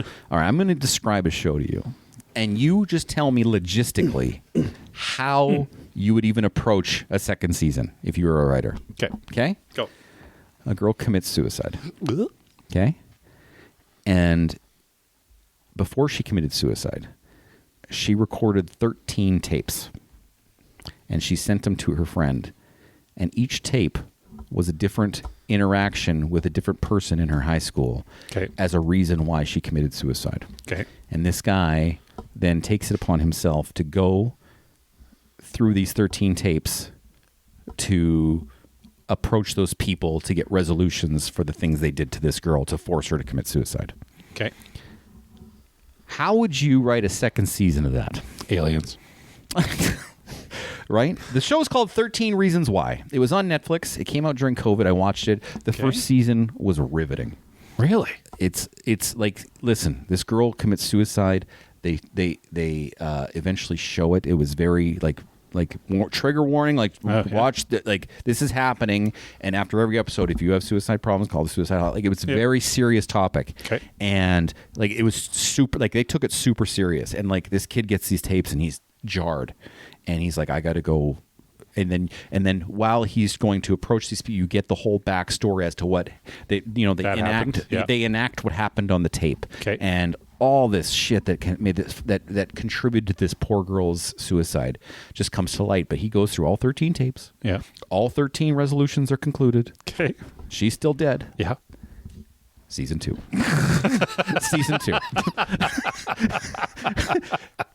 Now here's the jarring part. Okay. There's 4 seasons to this show. Come on. They went for 4 seasons, and it had nothing to do with suicide after that. Then there was it was just followed characters, and are these people good or bad? And it was. It went away even from the point of finding videos of someone dead. Like, they went away from that part too. Yeah. Oh yeah. Like, literally, it's whole new show. Yeah, it's she's dead. She's not telling us any more story. Yeah. And so then it turned into a whodunit about rape or a whodunit about murder for season 3. And I didn't even watch season 4 because I'm like the last 2 seasons made season no 4 sense. they find the extra box of 13 more tapes. The season finale of season 2 was a will he won't he guy who was it's hilarious because it's all still around the same main character guy who did all the investigations for the 13 tapes, right? Anyway, the penultimate or the final episode of the season 2 is this guy is going to do a school shooting at the prom. Okay, and then he goes there, and did he or did he not get stopped? Like that. The whole story of the season was this guy's going to end up shooting somebody at a school shooting. Like it had nothing to do with the 13. It had nothing to do with the first season at all. Nor could it be. Yeah. It's impossible. Yeah. Like it's impossible to do a season 2 to a show that is completely wrapped up. But that's the problem with Netflix, right? You make a story. You say, hey, Netflix, I have this story. It's going to be super cool. And they say, all right, go ahead, make it. And you make it. And all of a sudden, oh, fuck, I made money. And Netflix says, well, you're going to make more now. And you say, yeah, but I just made it for one. I just made this one story. Yeah. A completely self-contained and resolved story. Gone. Season 2. Yeah. Which is impossible. Let's break back into the prison. Let's do some honorable mentions real quick. 24. Lone Survivor. Oh, another Kiefer. Is that double Kiefers? Yeah. Designated Survivor. Designated Survivor, yes. Two Kiefers. There was one called where people was like they were frozen for like 13 or 5 minutes or something, and nobody knew why. But then it got resolved. I think it was freeze frame or some shit. I forget what it was called. Jesus, okay. Like there was just so many that there's a lot. That reminded me there's like, a lot that this works for one season and then it just doesn't work anymore. Yeah, you know what I mean? And because they only had one plan, and because the show has to make it as good as it can in the first season to get picked up for the season, and then they don't have any plans after that. Yeah. You make it to go shit. Yeah. Right. That was fun. Yeah. That was fun. If you guys agree or disagree, let us know. But that's what we have. We have a game before we're done for the day. Another returning episode of Word Up. Word Up. Word Up. You know what? I don't even remember what this game is, but let's play it. I'm ready. I am going to give you... As long as it's not another one of those games where you play me music and I got to figure it out, because I don't know. It's sort of like that. I don't feel good at that. I'm going to give you a line from a movie. Oh, I'm terrible. Sorry, no, from a television show. Oh, I'm even worse at this. I tried to make these ones pretty popular. I'm not going to do that. Well. If you can't get the show, I will. If you need help, I will give you the name of the character who said it. Okay. That'll help you get there. Okay? Gotcha. First one. I got it. Okay. Here we go. More was lost by indecision than wrong decision. Say that again without the accent real quick. More is lost by indecision than wrong decision. A gentleman by the name of Tony said it.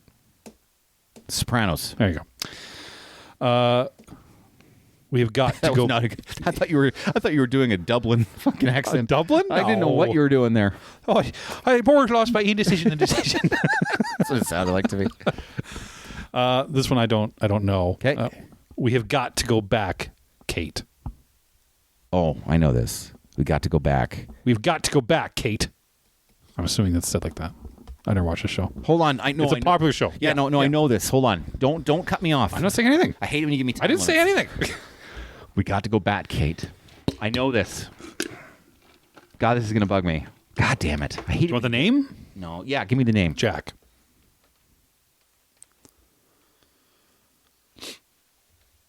What is it? Jack Shepherd said it. No, it's gone. What do you got? Lost. Oh, yeah. God damn it. God damn it. I knew that. It was there. Yeah, I figured you'd have that one. Son of a bitch. What you call love was invented by guys like me to sell nylons. Oh, was that... I'm going to go with Mad Men. That was Mad Men. Yeah. Well done. Don Shepherd, Mad Men. Well, I'm not exactly quaking in my stylish yet affordable boots. How I Met Your Mother. No. More violence. Say it again. Well, I'm not exactly quaking in my stylish yet affordable boots. Character first name? It's very Josh Whedon-y writing. Yeah. Yeah. Firefly. Go back farther. Buffy. Here you go. Okay. Buffy. Yeah. All right. I couldn't say the name because then, Buffy. Buffy would be, yeah. I don't know if you get this one. Our first assignment is a documentary. They're like real movies, but with ugly people. Our first assignment. Yes, our first assignment is a documentary. Said by Abed Nadir. Abed Nadir? Abed Nadir. Oh, that's going to be Community. That is Community. Hold on. Abed and Troy in the morning. It's Troy and Abed in the morning. I know. You salacious fucking minx. My bad. Either this kid has a light bulb up his butt or his colon has a great idea. The character first name. Perry Cox. Perry Cox. Yeah. Is... Oh, I know this. This is... I know this. It's on the tip of my tongue. Sorry, it's Dr. Perry Cox. Oh, yeah. Okay, that's Scrubs. That is Scrubs. Yeah. Okay. Because I started watching the new one recently. Oh, is it any good? It's always good. It's fucking... Okay, so good to know. Okay, 2 more. Yeah. You can't eat this soup standing up, your knees buckle. Seinfeld. Well done. I really hoped you weren't going to get that wrong. Yeah. Lastly, women, you can't live with them. Pass the beer nuts.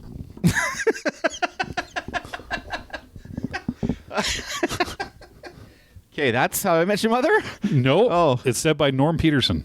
Norm Peterson? Norm Peterson. I don't know. Cheers. Oh, okay. Norm. Because if I just said Norm, cheers, yeah. Yeah.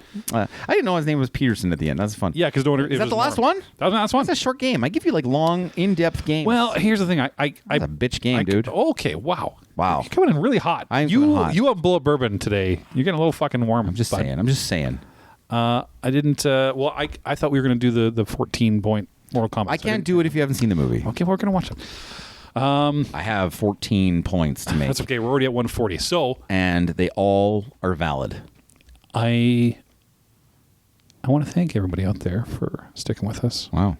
Coming with us today. Yeah. Maybe feel seen. Validated.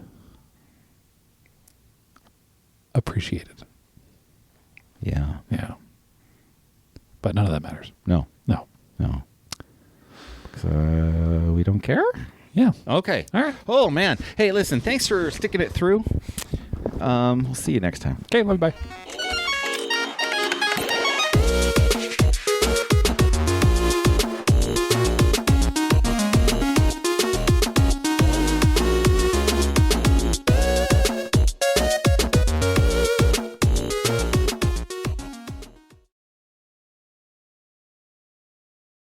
Can it just not be ugly people anymore?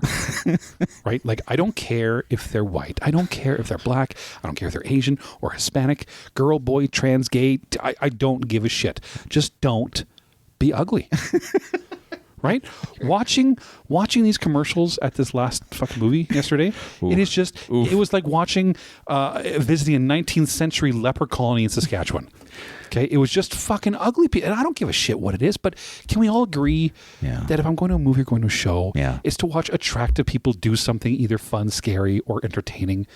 I can just leave and see the monstrosities of human beings beside me in my shitty town. I went to lacrosse today. Yes. And lacrosse mums are not good looking. No. Julia Garner, by the way. Just nice people, man. Julia. Julia.